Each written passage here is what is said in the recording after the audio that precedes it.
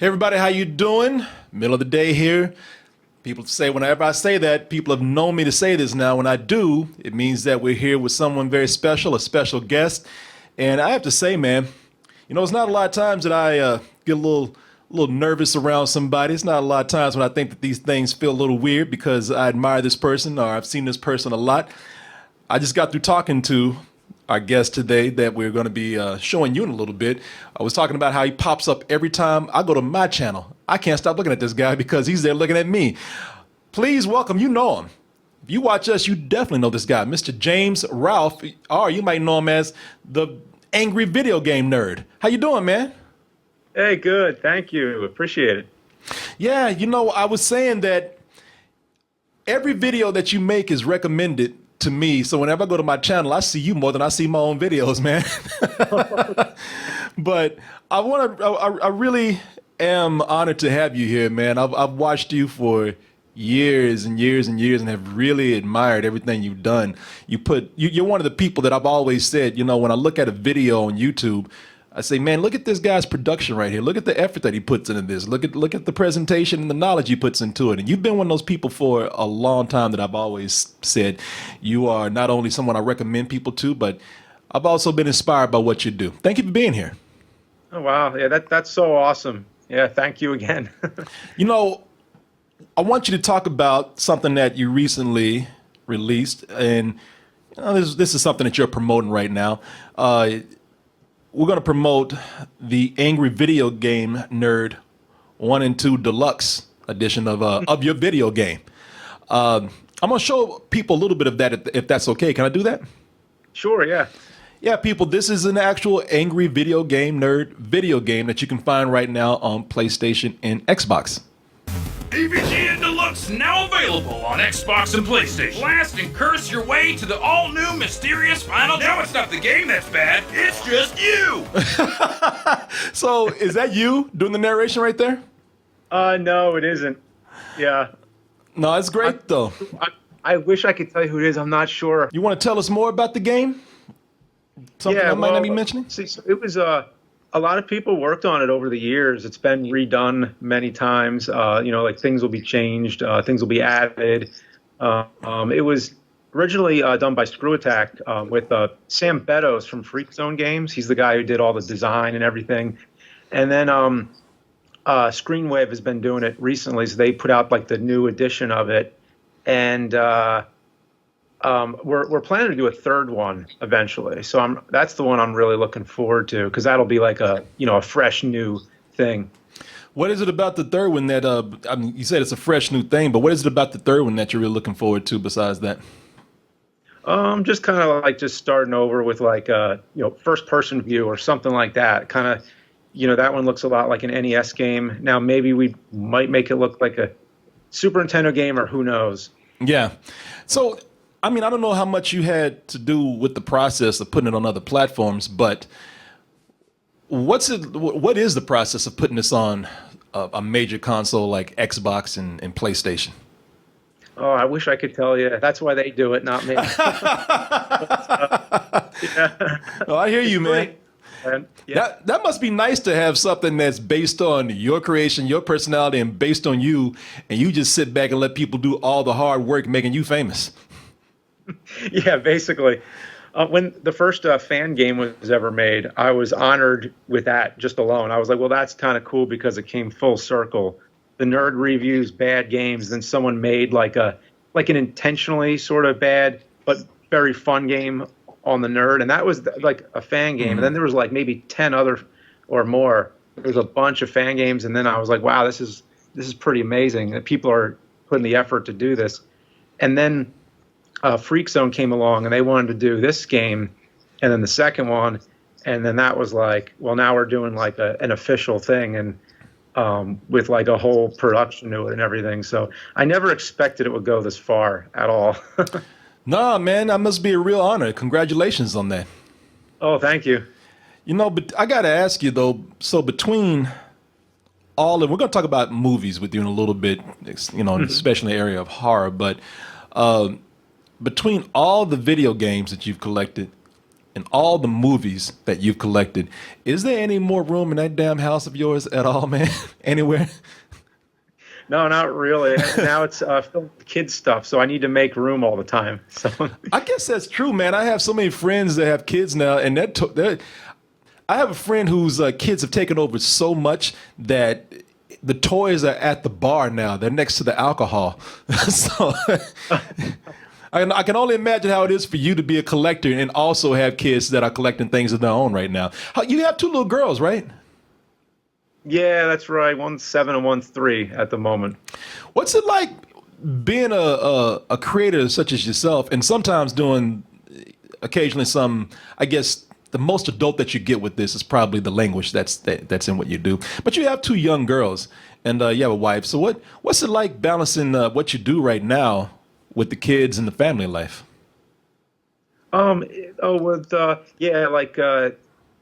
It's like I'd like to show her my videos someday, but it's like I don't want to have to explain, like, some of the language is okay. It's kind of like, well, I mean, it's not okay, but I can explain it. Be like, okay, look, you don't go around saying fuck. That's just not a word. But then when I'm like saying something about like, oh, this game is like, this game's mom is getting bent over, getting fucked, or something like that, and it's like, it's sexual stuff. It's like I don't want to have to explain that, So Yeah. So how do you keep the kids? How do you keep the kids separated from that, man? And like, how old is your oldest daughter? 7. 7. So now she's coming up, man, and she's probably getting into creative things herself. And look, as we all know, like we think it's a little bit older, but at 7, it gets sneaky, man. So what are you doing to kind of keep her off limits to the things that you don't want her to see? Oh yeah, I mean, I think it'll just naturally happen. She's gonna, just figure it out, and then it's gonna be like, okay, well, here's what I do, and explain, what this is. It's like only like whenever I have like sexual content, in the language, like sexual language, it's like that's the ones that I think is going to be the toughest to explain. But other than that, then I got to explain about like, oh, well, what's it like being famous on YouTube and why you want to be careful with it. And it's like, I don't want them, thrown into that too soon, You mean you don't want to put your kids on YouTube at 7 and exploit them? I mean, they could be famous too just by your name. You don't want to make unboxings and all that kind of stuff. You don't want to have some little extra money coming in on the side, man. Yeah, I know. It's like too easy, but there's just like, it's like, then they have no understanding of it at such a young age and no context. Yeah. And then later on, if they like regret that, then it's like, well, it's like you can't undo it. So it's like, I'll let them grow up and figure it out, make their own decisions, what it is they really want to do. They're pretty creative. But I think back, I'm like, well, what did I want to do when I was that age? Like I think if I had YouTube at that age, I would have probably just put out whatever crap I had, So I'm kind of glad that I had, decades of practice before. Yeah, I was going to play another video, but since we're talking about you doing stuff at a young age and putting stuff out there, I intentionally try to find things when I interview someone when they're creative. I intentionally try to go out and find things that they've done when they were young. The younger, the better. It's almost like you put this out here for me, man. You put out recently a video of yourself as a kid. I gotta say, first of all, you a cute fucking kid, man. You were an adorable kid. This is a video of James, one of his earliest videos. I think you said that this is responsible for what people are getting now. This is you, I guess, doing like a Rocky parody, except it's just you in a punching bag, and it's adorable, man. I mean, I don't want to say it's cute to see a kid get beat down, but this really is one of the most adorable things that I've ever seen. Is you with a punching bag doing a Rocky parody, and that punching bag is getting the best of you, man. Yeah.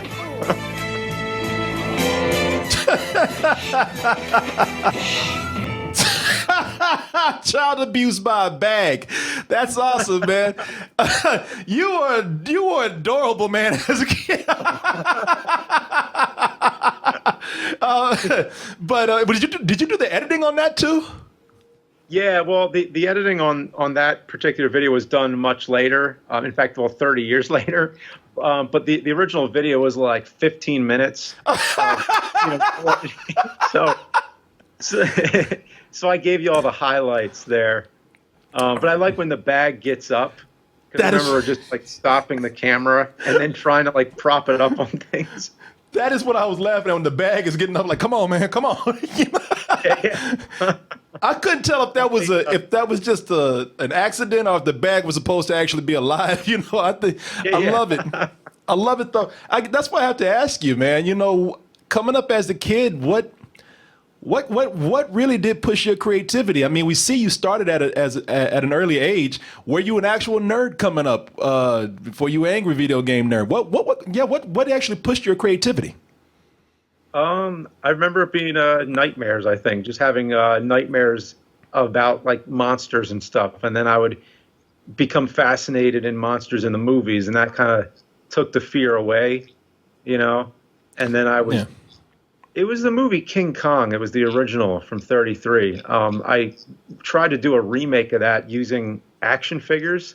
So it was all like, you know, puppets and like anything I had, like Ninja Turtles or whatever. And then, you know, would move them on strings sometimes. And that was where it started. But I didn't think it was going to go too far because then I tried drawing comics and animation.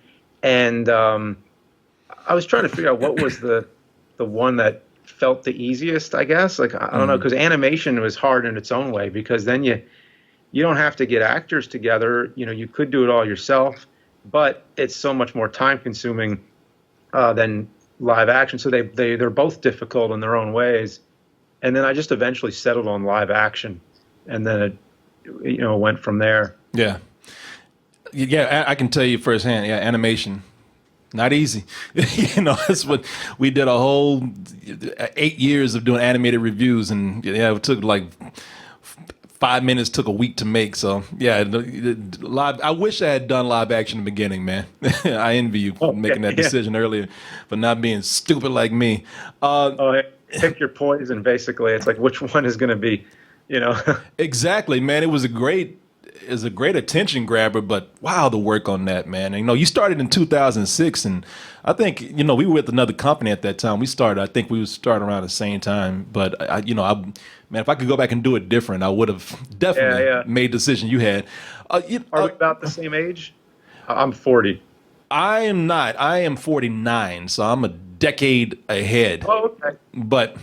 But no, man, you, I mean, I might be a decade ahead, but you're much smarter than me. I'll tell you that right now.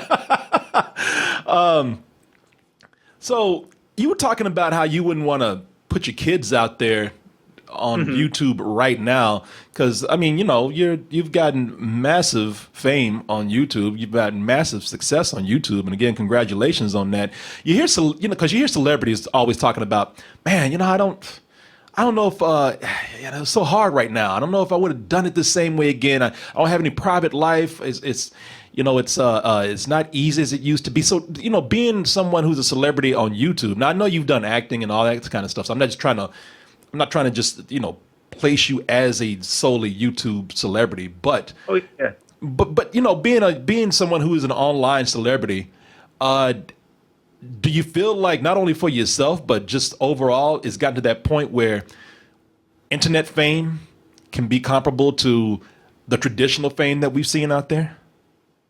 Yeah, I mean, it is different, but I'm lucky that it's still in a very comfortable area. It's never like, you know, I can, you know, leave my house. Well, it's been a long time since I left my house, but when I can, it's like, it's, you know, I'm not swarmed with people unless it's like a place where you know it's going to happen. Like in a GameStop, I can't walk into a GameStop, but well, fortunately, those are closing soon, so you won't have to worry. Figure it out. Like as time goes, you figure it out. Like, okay, well, this is a place where I'm going to get noticed a lot, and this place I won't. You know, so you can notice when someone's like, you know, looking at you like they know who you are, like. Even because a lot of times, I would say like maybe half the time people are too shy to come up and say anything. Yeah. So then it's like, well, look, I can tell that person wants to talk to me. They're real shy. Should I go over to them and then talk to them? Or then is it like, what if you misinterpret it? What if it's like, oh, wait a minute. Like they didn't know who you were. And now it's like, who's this weirdo? Like, Yeah. No, I've been there, man. I know how it is. You know, I mean, I guess that's really cool that you have that attitude, because I think on the other side of it, besides, man, you know, what's it going to be like with me going out in public? You seem like a pretty approachable person.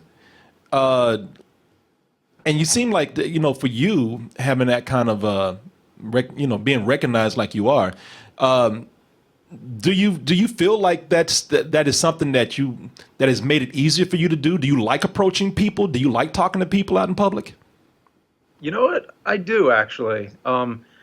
I never thought I was a people person because I'm just very shy. And as a kid, I, you know, was just scared of people. Like, I just wouldn't really, like, you know, like if you talk to me, then that's fine, but I'm not going to talk to, you know, somebody else.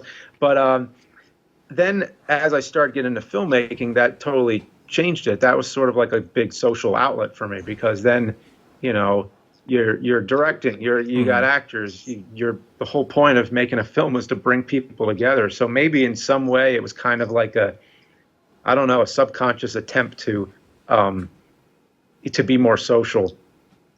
Yeah, I don't know. You know, speaking of which, so you do so much, man. You have the video game side of things that you do. You have Cinemassacre, which is the horror stuff that you do. And I gotta tell you, man, I love Dawn of the Dead, first of all. And so yeah, I love that video that you did where you went over to the mall. What's the mall that you went to? It is the Monroeville Mall. Is that it? Yeah, that's right. Yeah. Yeah, I love that video, man, because I love that movie so much. And I didn't even know that mall was still there, because malls, I don't even know if that mall's still there right now. But people, so what I'm referencing here is a Cinemassacre tour site where you would go to certain locations of famous horror movies. And this is the mall that, if you're a fan of the 1978 Dawn of the Dead, then you might be able to recognize, even in the more modern form here, the mall that was used in the film. To me, this looks like the part in the movie where they keep having to open up the glass doors, and Mike's looking to see if he can find an escalator. Is that mall still there, by the way? I do got to say that was probably one of the most ill-researched ones we ever did, because we were in the area, and we did Night of the Living Dead, the cemetery, because that's also there. I forget the name off the top of my head, but anyway, after the cemetery, we're like, hey, you know, we're pretty close to the mall. Let's go over there and do the Dawn of the Dead mall. And then, but usually I take a lot more screenshots, and we'd really figure it out beforehand. But still, it was fun to see the mall in person, and you know. Yeah, it was fun for me doing that, man. I had a lot of fun watching that. I really admire your knowledge of horror. You know, I love that you love horror so much yourself. But you grew up in New Jersey, and where you grew up in was Haddonfield, New Jersey. That's, I believe, I could be wrong, and I might be. It actually wasn't that's probably just some misinformation, but it's South Jersey though. It is South Jersey. So okay, so where are you located then? Where were you raised? Oh, Philadelphia. Well, Philadelphia's kind of been my home center, because I was born in Philadelphia, lived there for like 3 years, but then we moved to South Jersey.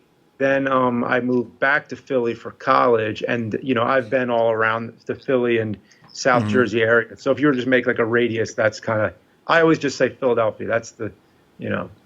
How'd you end up in Jersey? I guess my parents moved there when I was young. I don't know why. It was and it's not even usually when people think Jersey, they think Jersey Shore, or like North Jersey when you're closer to New York City and everything. But we were in South Jersey, which is the Pine Barrens, and there's pretty much like nothing to do down there. It's all just like woods and very barren. businesses don't stay open there very much. That everything closes down. Mm-hmm. Like there's so many, I can point to so many places I used to work at, and they're gone. Like Wow. they aren't there anymore.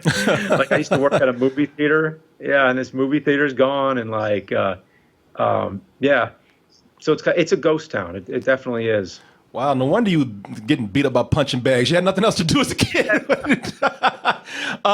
had stuff like urban legends and stuff because there was like the Jersey Devil and stuff like that.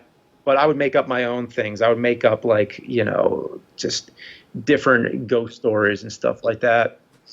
Yeah, you even had a pilot about the Jersey Devil at one time, right? Oh yeah. Yeah, it was called Legend of the Blue Moon. I just happened to, I didn't have it up, but I just happened to have a clip right here. Uh-oh. Da-da-da. Mystique Antiques. Man, I got to ask. So between the horror and the video games and the filmmaking, and we're going to cover all that in a little bit, but so it seems like you were so into filmmaking, movies, and especially horror. So how did the video game aspect of everything take over?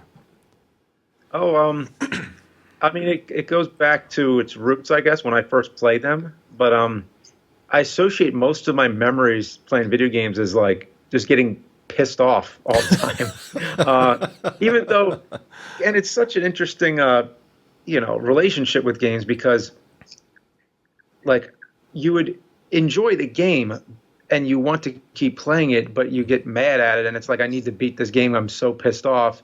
And as a kid, a lot of times I would like just scream or like flip out, throw the controller. And then one time my dad came in and said, "You want me to smash it with the hammer? That'd be easier." And I'm like, no, don't do that. And now I'm playing games with my kids a lot of times, and sometimes I'll show them like an old game, and I'll start getting real into it, and I'm like trying to beat this level, and I'm getting frustrated, and I don't curse in front of them, but I'm still like just getting mad, and they can see it, and they're like, "Daddy, do you like this game or not?" Like, I can't tell.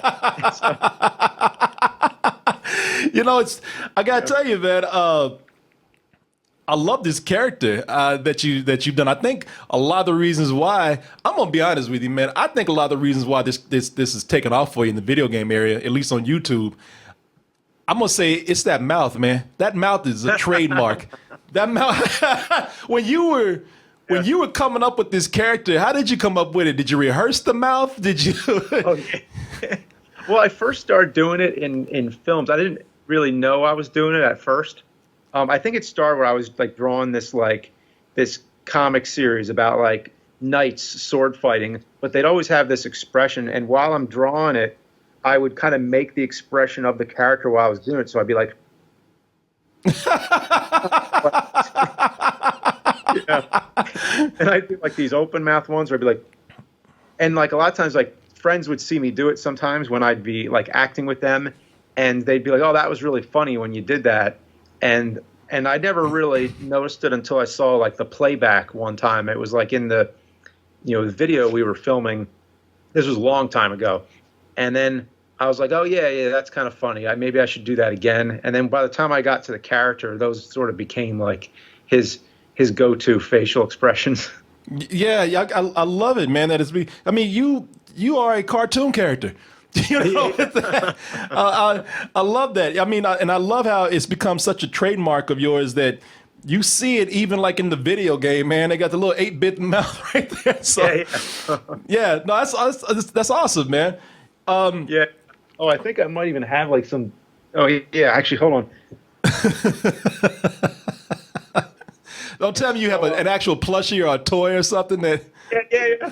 So I send me stuff all the time. So somebody sent me this, and it's got the front on. And then there's this. And then there's this one. I think that was my favorite one, the one that's kind of wall-eyed. Oh, yeah. And then my kids were in here one day, and sometimes I show them, some of the old games in here, and my 7-year-old daughter, she goes, "Daddy, that looks like you." And I was like, oh, wow, I'm going to have to tell you a story one day. So they don't even know this character that well. To when they see the toys, they don't know that's you. I mean, they're going to figure out. I mean, she might have already figured out, but it's like, then there becomes the time of like, well, when are they even interested to know, really? So lots of times I just wait until like, okay, you're interested in this. You want to know about this now? Like, okay. All right, here you go. That is hilarious, man. That's a great laugh. Have you thought about actually? Now I know we just talked about animation and we're like, that's a little too hard. But have you ever thought about doing an animated character based on the angry video game nerd, because it's well suited for that? Do you already have something underway for that? Not underway, no, but I have thought about it a lot because it always goes back to that, battle of like, well, which is easier, animation or film? And really, there's no answer. It's just kind of like pick your poison. But like the animation is going to be so time consuming. Mm-hmm. The only thing is that it at least eliminates the need to, travel around as much and get actors and locations. So I've thought about it. Even when I was making the nerd movie, I was like, at certain points, I was like, you know what? Maybe this should just be animated. I don't know. But then it was like, well, look, feature film animated, that's going to take years and years and years. So it's like, either way, it's work. Yeah, no, that's true. And you already put a lot of work into what you do at the moment, which, like I said, I'd really respect and admire your productions on presentation on this. You've gotten popular enough now to where, and famous enough now to where, when you think something, people, they pay attention. You received a lot of media attention about Ghostbusters, and let me see. There was even here it is, the New York Times. Even when you said, I'm not going to review this, I got the video where you say that. So we're talking about the 2016 Ghostbusters, and you're such a fan of Ghostbusters that at the time you said, you know what, I know I'm not gonna like this going in, so why am I just gonna walk in here and be an asshole about it? I'm gonna do a non-review. The original, which we now have to call the 1984 Ghostbusters, is a timeless classic. It's one of the greatest comedies ever made. But this one, judging from the trailers, it looks awful. So instead of doing what everybody else is going to do, go see the movie and then talk about how bad it is, I'm going to do something different, something unheard of. I'm not going to see it. Wow, what a novel concept, right? You were about to say something, I'm sorry. No, that's good. Yeah. Because the criticism was towards like that they thought that I was saying that the cast shouldn't be women or something, but on the contrary, that cast is great. I mean, that's especially Kate McKinnon on SNL, like she's playing like 10 characters every week. It's like crazy. They're super talented. So it had nothing to do with the cast or the gender. The cast was great. But, the clip right there, that was perfect. That says it all. It just was like, hey, instead of criticizing this movie and everything, how about just not see it instead? Yeah. Because that's what everybody else does. Everybody else wants to just go see something and then hate it. And I was like, well, look, the trailer doesn't look too good. I'm just not going to see it then. And for some reason, it's like Ghostbusters. It's such a big thing. Like, it's almost bigger than it really needs to be if you stop and think about it. Yeah. I just want to say that I agree with you 100%. I got friends of mine and other people. I had to explain because everybody, it was at the time of female empowerment, girl power and whatnot. And everybody, once you criticize something, everybody wants to assume that, oh, you just don't like women, or you just don't want to see women get ahead. Oh, I'm sorry, women can't have their Ghostbusters movie too. I said, man, it could have been a movie full of black people. It could have been the black Ghostbusters. It just didn't seem sincere. The whole idea of putting female Ghostbusters in there, where there's so many other ideas that were out there already. I'll be the one to tell you, I have no problem with women being Ghostbusters at all. Just the way you put it together, I just didn't think it felt natural. So, sorry. Yeah. But the point is that you said that all of a sudden New York Times is reporting on what you're saying. I think you got some pushback from Patton Oswalt, who at first thought you was just some internet incel, nerd who was trying to go against this. Well, I didn't even think Patton Oswalt said anything bad. Like, I don't even remember him saying anything. I think he said, like, I'm not a fan of preemptive criticism. I like Cinemassacre. He even said, I like Cinemassacre. Nice. Tweet. Yeah, and I was like, well, that doesn't sound negative to me. And he's a comedian. He's a stand-up comedian. It's like, so, like, I don't think he said anything wrong from what I saw. Yeah, and I wasn't even trying to talk bad about Patton Oswalt. I'm not trying to put him in a bad frame at all. No, that was not even. If it came across that way, I apologize. I wasn't trying to make him seem bad. Oh no, not at all. Yeah, but a lot of people said that. A lot of people were like, oh, fuck Patton Oswalt. I'm like, well, what? What did he do? What did he do? He's fine with me. Oh no, that was not even my intention to say that. I know. Yeah, what I was. Actually, like Patton Oswalt a lot. What I'm saying is that you form these opinions now, and you're famous enough to where they get picked up by somebody. So whenever you're putting your opinions together, do you anticipate this kind of intention now? And when it does happen, what's going through your head? You said this about Ghostbusters, and all of a sudden, New York Times is writing about it. I mean, what's going on in your head when that happens? Like the day it happened, I was taking my daughter to swim class, so it was like that was what I was thinking about. I didn't have time, Yeah, but it's like the thing that I'm arguing about, that my opinion is just a stupid, trivial opinion, because that's what I do. I just do stupid, trivial stuff to entertain people with. So my whole thing was just saying, like, well, Dan Aykroyd's been talking about Ghostbusters 3 for years and years and decades, and he said that they were going to have the old Ghostbusters in there to pass the torch, which they kind of did, but they didn't have them play the Ghostbusters. They had it be like they were playing other characters. So they disconnected it. And actually, like, the best quote that I heard, my friend Andre, he said that, if Boy Meets World could be set in the same universe as Girl Meets World, why couldn't Ghostbusters be set in the same universe as Ghostbusters? Because we wanted to see them pass the torch. We wanted to see new Ghostbusters, but we just wanted to see it be a passing of the torch and have it be like, have the old ones there and then set it up. But they split the universe. They just went into like a totally different thing. But seeing more women in films is a great thing. Like, we want to see more women in films, in action films and comedies, everything. So I feel like that argument, and then the stupid nerdy argument of mine, we just crossed our streams. Pun intended right there. Are you talking about, when you say Andre, you talking about Black Nerd? Yeah. Yeah, that's a friend of mine, man. That guy used to live here. We've met. Yeah, we used to hang out and whatnot. He's a great guy, man. Nice, awesome, yeah. Yeah, I know that he's in your movie. He's in the Angry Video Game Nerd movie. I recall all of the cartridges and buried them somewhere in the middle of the desert because the game was so bad. You have to save the fans. You made this film. You've been in other films. You were about to be in one film that you invited to a horror movie. You couldn't do it because you were making your movie at the time. You're going to be in VHS, I believe.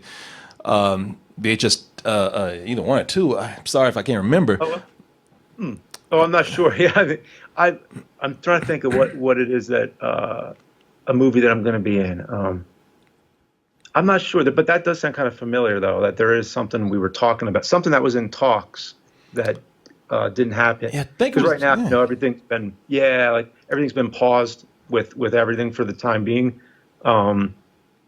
So hopefully soon I can be in something again. Yeah. Well, that'd be great, man. I mean, I just, considering everything that you're doing, so what was the passion growing up? Was it a director? Was it filmmaking that you wanted to do when you were a kid? Yeah, I mean, it was just exploring different art forms and then just settled on film. By the time I actually decided on it, it was like I was 15, and I was making a film all by myself, and then showed it to my friends, and they were like, "Oh, this is cool. Can we be in it?" I'm like, "Oh, yeah, totally." and then we finished it out with a small cast, my neighbors, and then after that it was it was so much fun. I was like, wow, we got to do more. This is great. So from there, I just was like, I'm gonna try to go all the way with this. Nice. So would you want to make that more of a career moving forward, directing and filmmaking? Yeah, I mean, like now it's kind of complicated because it's so time consuming to make a film. It's such a big decision. Like if you're going to make a feature length film, you're gonna dedicate years and years of your life to it. And now I'm a parent and I can't just be absent and be like making a film for years and years. So now I gotta kind of put those to rest for a little while. Yeah. Until I find a more feasible way to do it. It's like, well, okay, I could just make it my day job where I just do that. But that would mean like, oh, well, now I can't make AVGN or I can't do any of the things that pay the bills. Yeah. And now you're just making this film and that's all you're going to be doing. Because a film it's never a day job. It's more like it's an overtime job. And it's just a time consuming thing by nature of what it is. So that's just something I got to figure out. So at this point, I think I'm happy with just making the web videos and entertaining people with that, and doing some music videos, and got a book coming out. So I realize it's all about art. It doesn't really matter what it is, as long as you're doing something and enjoying it. That's all that matters. That's man, I've always tried to put it into perspective. Like, what is it that is important as a creative? And I felt how you feel right now, but I've never been able to kind of put it as succinct and as eloquently as that. It's just about the art, just doing what you like. It's not about trying to push it out there to make money or break into something. It's like if you can support yourself and do it, that's what it's about. Wow, that's a great way of putting that. Couple of things before we finish up here. So is there any big project that you've wanted to do, anything, but you do so much right now? You've just listed off everything you have and the things you want to do, but what's the biggest thing that you want to do that you haven't been able to do yet because you're doing all of these other things? I guess it would be that. It'd be the feature film. It's like it's a horror film, but I've thought about ways it could be adapted. Like maybe it could be a book instead, a graphic novel. Somebody even suggested a video game of it, but we'll see. Yeah. Yeah. Well, how do you balance all this stuff out already? I mean, obviously, you're successful enough to where I'm sure you could afford a team of people if you want to. Do you have a team of people working for you, editors and people who do production stuff? Yeah, Screenwave helps with all like the editing and stuff. I mean, it depends. It depends on the project. Like some of them I edit, but most of them they've been editing. They do a lot of the research, the games, and like a lot of the production stuff. So it's basically they produce it. So that takes a lot off my back. Otherwise, it wouldn't be possible. Like I can't just do them. I mean, I could do it, but then you're only going to see like 3 episodes a year or something. Who are the people that produce it for you? Who is that again? The main Ryan is the owner of Screenwave. The main people who work on the videos with me is Justin and Kieran and Tony. Tony's mostly doing his own stuff right now, but so that's the Screenwave. That's like my immediate contacts. There's a whole office full of people. I gotta say, like I don't want to leave anybody out. And of course, my wife. Thanks to my wife for making it possible for me to do any of this. Now, so when you say making it possible for you, how's that? Oh, it's like watching the kids during the day and everything. Yeah. It's a big deal, huge deal. Does a lot of not so fun stuff and helps with so many things behind the scenes that you'd never know. So big thanks to my wife. No, it's nice, man. You give a credit like that. That's great. You know, that's guess that's a big important part of being married too. You know, you always got to give credit to your wife out there, or your partner, whoever's out there. You're famous enough now also to where you can get other celebrities on. I was looking at how you got on Gilbert Gottfried for one of your videos. Who the fuck goes there? I can stick my cock in it.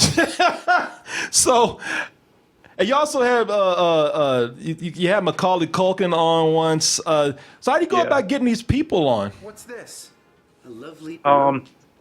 It depends. It's always a different situation. Macaulay Culkin, he was watching my stuff for a long time, actually. I was watching his stuff for a little bit longer, though. You know, Home Alone. But, yeah, of course. But. Yeah. So it was kind of just like, you know, two fans, you know, very mutual. We played the Page Master game, which I think he said was his first time ever playing it. So it was kind of funny playing video games that were based on his characters that he's played. And then Gilbert Gottfried, we reached out to him. Justin made a contact with him. I'm not sure exactly how he went about doing it, but you know, he brought it to me and said, "Hey, would you want to do something with Gilbert Gottfried?" And I was like, "Yeah." So, what is it going to be? So we did it, and yeah, I remember there's one part in that video, the one with Gilbert Gottfried, where I crack up, and we left it in because it was just really funny. Because I was trying not to laugh, so I kind of like looked away from him for 1 minute, but then all I heard was the parrot from Aladdin shouting at me, and I was like, "Oh my god!" And I lost it. That's awesome, man. Yeah. And he comes on as soon as you hit record. Like as soon as you say action, he's on. Everything up till that, he's calm, he's low key, he's totally nice. And then once you say go, it's like there goes the switch. Yeah, there's so many people like that. I would even say you're like that, man. You know? Yeah. That's really funny. You know what? Actually, somebody did say that about me when we were talking about Gilbert Gottfried, because I was talking to somebody else who had worked with him, and he said the same thing. He was like, "You know what? He kind of reminds me of you a little bit, because as soon as you go on, as soon as it's action, that's when you switch, you know, personality." No, it's true, man. I always wondered what it would be like to meet you, and I got to say, you know, it's a very pleasant experience, man. You were just laid back and low key, man. Easy to talk to, man. I didn't know, because it's two things. Either you could have been really full of anxiety, or you just could have been real shy. But man, you're just very conversational. I'm gonna end this with even showing you. I was gonna bring this up with your kids. I just like looking at you doing this, man. This is you doing the Super Mario Maker. You're doing a level that one of your kids made, and what I like about it is that I told you I've never seen you be the most natural as you are when you're talking about your kids right there. And I'm not saying that that's a bad thing. I mean, you know, you're playing a character sometimes and whatnot, but it's just fun to see you just kind of just come to life about your kids and the levels that they're making here and trying to play them. She's very creative, but she doesn't often think through the logistics. I think I helped her out a little. And how many of those courses can be beaten? I would say more of them are possible than you think. And that's why it made it where I felt like I had to beat them, because just to fully test it out and see if it was possible. And we have 2 more of these videos coming out, because I recorded like 3 hours of that and then cut it down to 45 minutes total, split into 3 15-minute videos. So you're going to see 2 more parts to that coming up, and those courses get pretty crazy. No, that's awesome, man. I saw this and I thought that was a lot of fun right there. Nah, you know, hey man, I gotta tell you, it has been wonderful talking to you, man. It really has. Hey, I didn't think it would be this.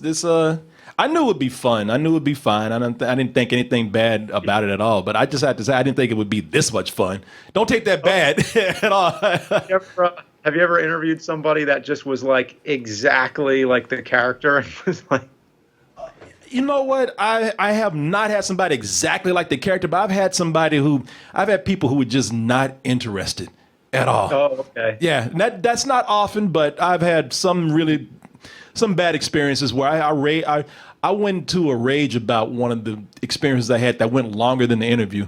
So it was okay. yeah, but no, this has been great, man.